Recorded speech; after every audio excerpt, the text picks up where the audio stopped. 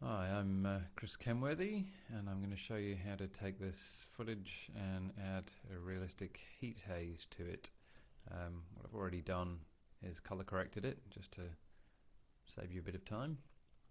So begin by dragging the landscape footage to the Create New Composition button. There you go. I'll just fit that in. Now duplicate that. And it's always worth labeling things. I'm going to label the lower one background, leave the other one as landscape. Now to this I'm going to apply a turbulent displace filter. As you can see, that's way too much, but you can see the essential effect is in place. Very difficult to decide how much displacement you want here, so I'll show you the best way to judge this. We'll set the amount to 20 and the size to 7. Now it looks like almost nothing when it's stationary, but if you click the offset turbulence crosshair and then place that down there, and as you drag it through like that, you can see the effect that you're going to create.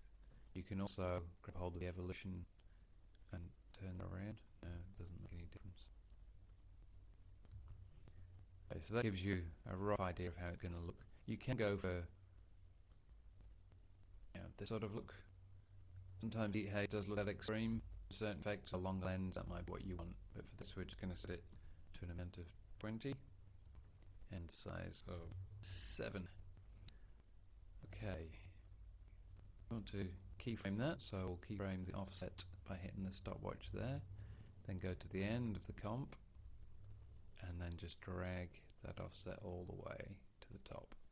We also want to keyframe the evolution, so I'm just going to hit that there, then go back to the beginning and drag that round 360 degrees roughly. That just adds a little extra detail.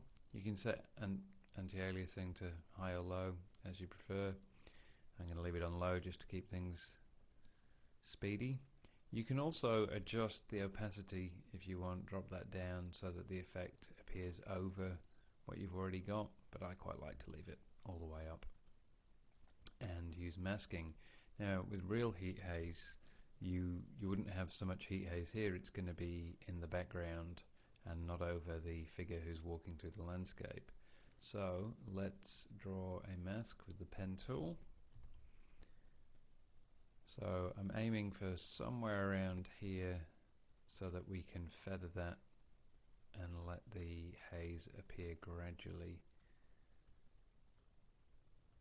Okay, fairly simple mask. Now you'll need to hit M and then invert that. And you can see the haze is in the background and not in the foreground. Now we're going to need to feather that, so I'll use the new mask feather tool, drag the external mask out like that, which works for this area and this area, but it means the mask is too far away from the figure, so I'll just pull it back in around her there, drag this back out there, back in there. An internal mask we will use to bring everything in a little closer to her. There we go, and again you can pull that back for the horizon. So we've now got a nice soft mask close to her and a bit wider around the horizon.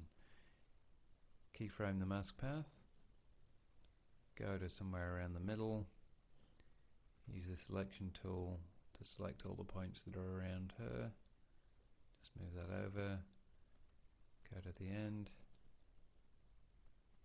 do the same again, and when you play through you can check through, see if there are any points where you need to be a little more accurate. Yeah, I'll just make that more accurate there.